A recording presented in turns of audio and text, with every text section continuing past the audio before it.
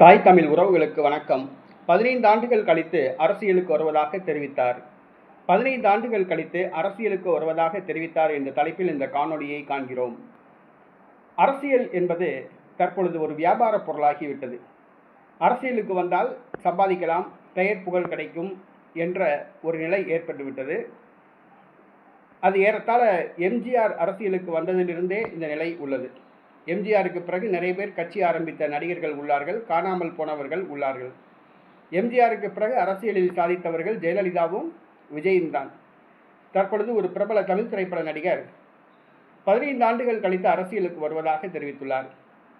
தற்போது திரைப்படத்தில் பிஸியாக இருப்பதாகவும் பேரும் புகழும் இருப்பதாகவும் கூறியுள்ளார். இதே நிலை 15 ஆண்டுகள் இருக்குமா என்பது தெரியாது. தான் சினிமாவில் 15 ஆண்டுகள் நிலைத்திருப்பேனா என்பதும் தெரியாது. 15 ஆண்டுகள் கழித்து கண்டிப்பாக திரைப்படத்தை விட்டு நான் விலகி விடுவேன், அல்லது திரைப்படம் என்னை கண்டுகொள்ளாது. அப்போது நான் மக்கள் பணி செய்ய வருவேன். ஆக ஒத்த கருத்துடைய கட்சி ஏதும் இருந்தால் 15 ஆண்டுகள் கழித்து தான் அரசியலுக்கு வருவேன் என்று பிரபல தமிழ் திரைப்பட நடிகர் ஜி.வி. பிரகாஷ் தெரிவித்துள்ளார். பிரபல தமிழ் திரைப்பட நடிகர் ஜி.வி. பிரகாஷ் அரசியலுக்கு வரப்போவதாக ஒரு செய்தி பரவியது. ஆனால் அவர் தற்பொழுது 15 ஆண்டுகள் கழித்து அரசியலுக்கு வருவேன் என்று தெரிவித்துள்ளார்.